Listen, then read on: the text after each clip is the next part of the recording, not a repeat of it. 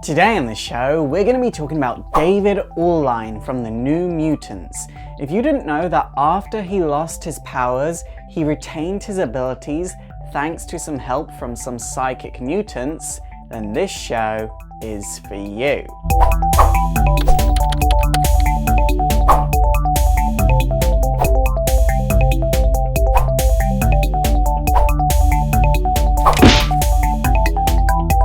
So David Alleyne, he would first appear in New Mutants Volume 2, Number 4 in 2003. So David had always been an intelligent child, but as he aged, he began to realize whenever he was in the same room as a teacher while he was doing an exam, all the answers would just appear in his head.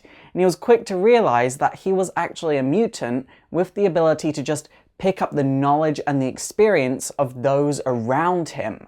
David couldn't retain all the knowledge that he learned, but he wanted to keep all of this knowledge so badly, so he took his studies very seriously, so much so that he began to take college-level classes while he was still in high school.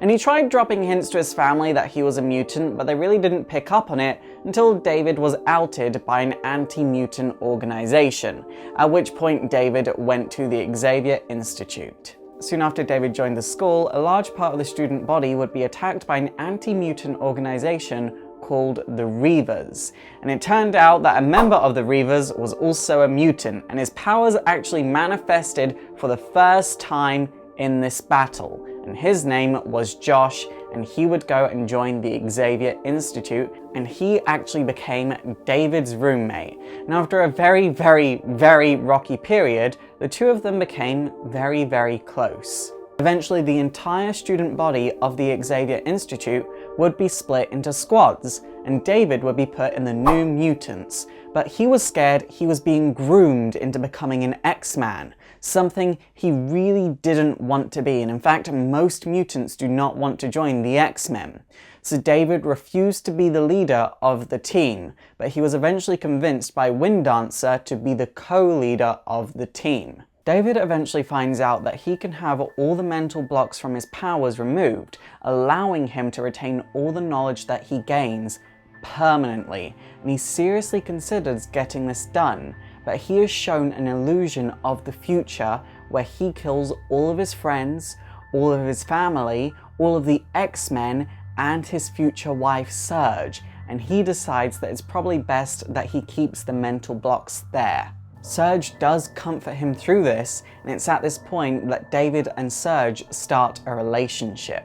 In Decimation, David would lose his powers, and he plans on leaving the school, but before he does so, he reveals to the student body that he has built a danger cave to replace the danger room, and it's more advanced than the danger room and actually allows all of these students to recreate the past X-Men missions for training.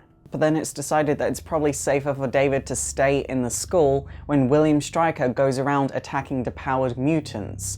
So David still works with the New Mutants, but he's kind of in danger a lot and gets hurt a lot. In the Quest for Magic storyline, David is present, but he doesn't do anything individually important.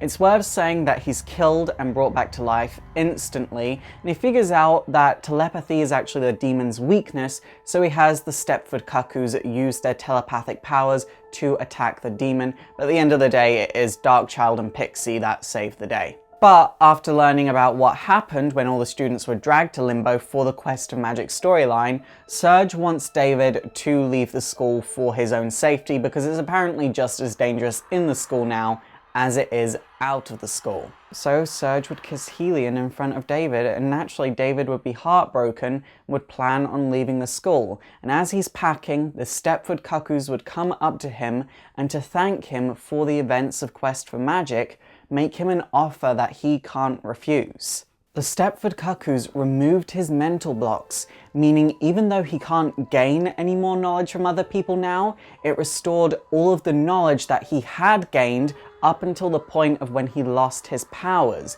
meaning he had every experience, every skill, and every book read of everyone around him, making him the best fighter and the most intelligent person in the Xavier Institute. So naturally, he goes and defeats Helion in battle, breaks up with Surge, and becomes a substitute teacher for the school, which is kind of impressive, but also kind of an anticlimax. In Messiah Complex, David was definitely a background character. He helped Beast in the infirmary and helped repair Cerebro with the Stepford Cuckoos, but that was about it. Then, when a giant sentinel attacks Utopia, David helps everyone destroy it, and then when Wolverine leaves Utopia to go to Westchester, David stays in Utopia.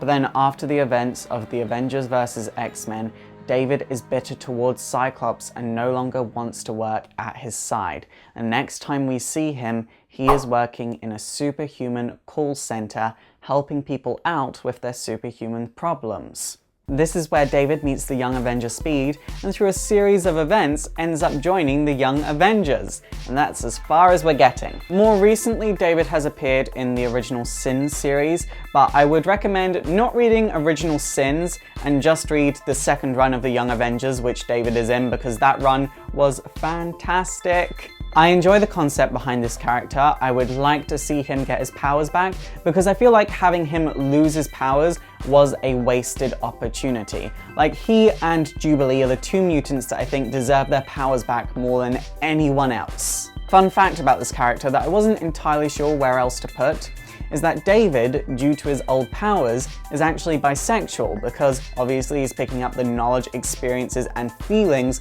of everyone around him. So it just makes total sense that he is bisexual. It's super effective!